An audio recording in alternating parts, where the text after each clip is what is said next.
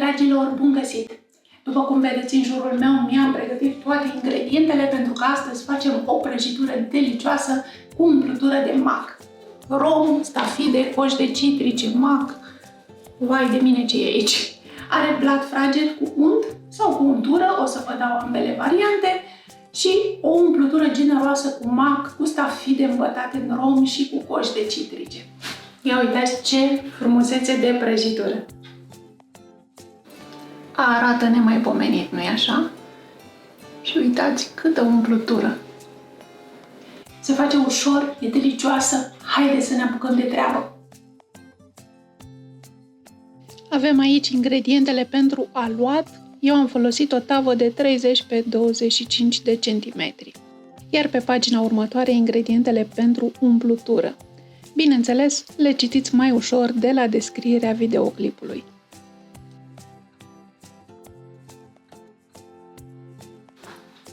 Am aici 250 de grame de mac. În primul rând, gustați macul și mirosiți-l. Dacă simțiți oarece iz de râncen, e mai bine să vă opriți și să vă gândiți la altă umplutură, pentru că compromite toată prăjitura. În al doilea rând, puteți să folosiți macul și așa întreg cum îl cumpărați, dar gustul și aroma vor fi mult mai plăcute și mai pregnante dacă îl măcinați. Ca să măcinăm macul avem nevoie de o râșniță, nu prea merge măcinat la tocătoarele electrice. Eu am să folosesc râșnița de la robot.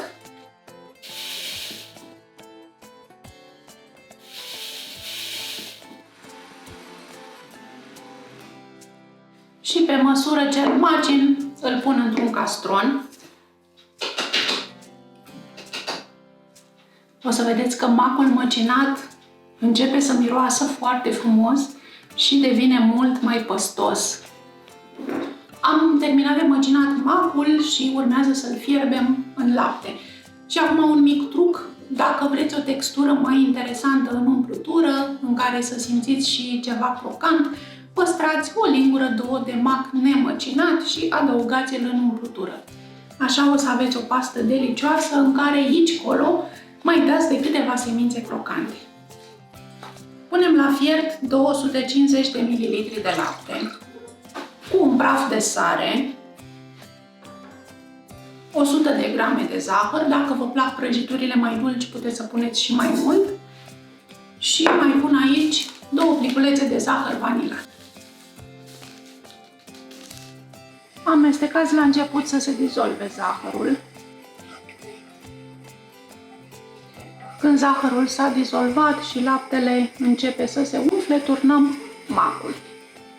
Și îl lăsăm să fiarbă pentru 2-3 minute până când simțim la mână că se îngroașă.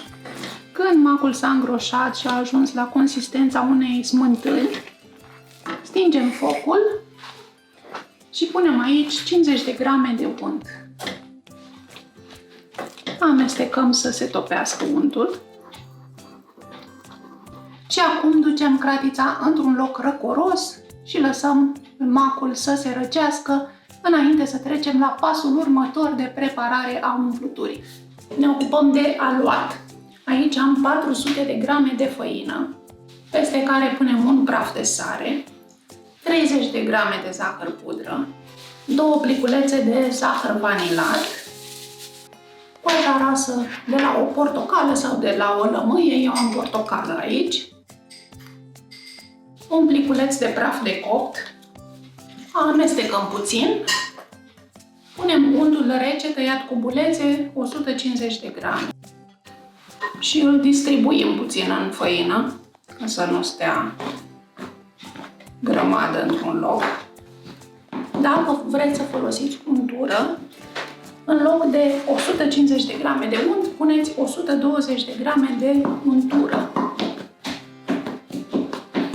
E mai bine să faceți operația asta cu o furculiță sau cu o racletă din aceasta de plastic, nu cu mâna, ca să nu încălziți untul.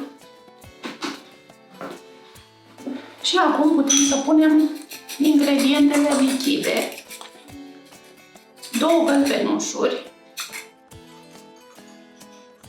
și 150 de grame de iaurt gras, dar iaurt normal, cu 3,5% grăsime. Puteți să folosiți și smântână. Încorporați-le tot așa cu o furculiță sau cu racleta și de asemenea, fiind un aluat fraged, trebuie frământat cât mai puțin, doar până când reușim să formăm o bilă de aluat. Așa, după ce am umezit toată făina, putem să răsturnăm aluatul pe blatul de lucru ca să ne fie mai ușor să-i dăm o formă. O să vi se pare la început că nu se leagă deloc, dar până la urmă untul se înmoaie și toată făina aderă la el.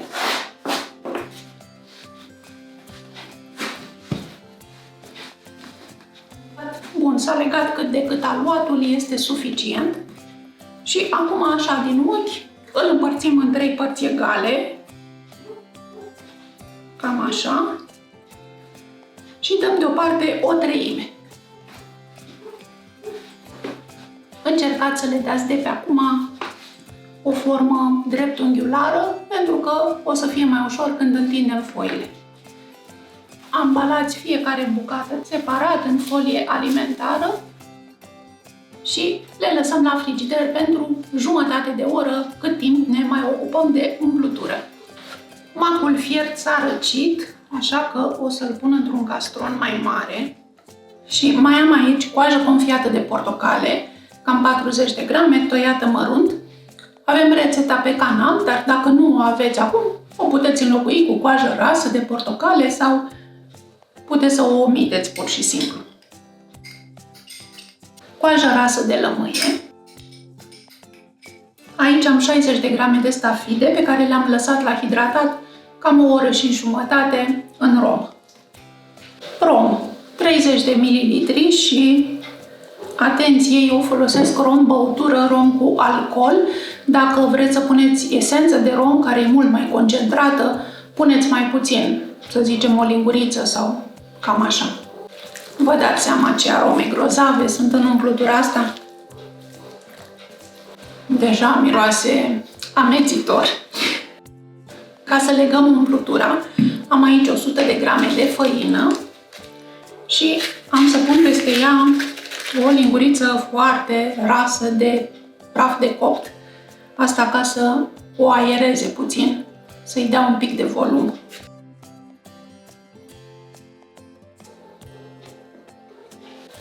Știu că pare densă acum, dar umplutura se va relaxa pentru că urmează să îi punem niște albușuri bătute spumă.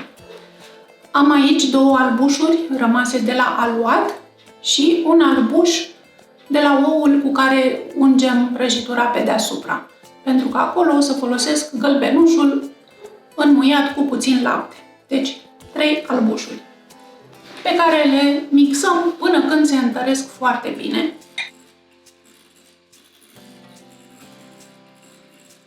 Și acum o să adăugăm spuma puțin câte puțin în crema de mac, nu toată odată, câte o lingură, încorporăm și după aceea mai punem.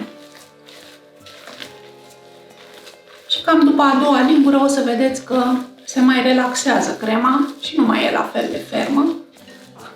Rom, stafide, coși de citrice, mac, vai de mine ce e aici. Presărăm puțină făină pe blatul de lucru și începem cu bucata mai mare de aluat, cele 2/3, pe care o întindem după forma tăvii. Pregătiți o tavă potrivită ca mărime și hârtie de copt. Tava mea are 30 lungime, 25 lățime, nu-i bai dacă are altă formă sau dimensiuni ușor apropiate. Îi vom aranja marginile în tavă, deci nu vă faceți griji.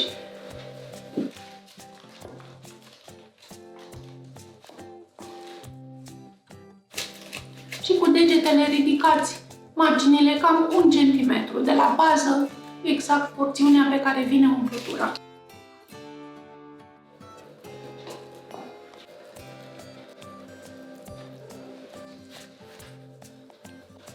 Nivelăm umplutura cu o spatulă ca să fie în strat uniform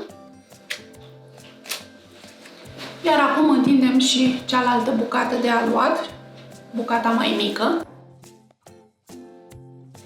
să aibă cam 2 mm grosime și cu o rolă din aceasta zimțată vom tăia fâșii pe lungime, cam de 1,5 cm, 2 cm lățime.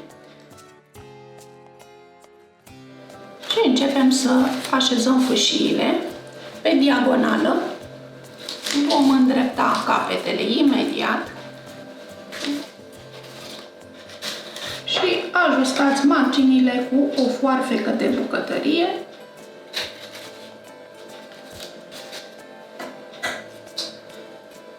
Eventual mai cârpiți pe unde mai trebuie. Am aici un gălbenuș de ou peste care am să pun cam o lingură de lapte.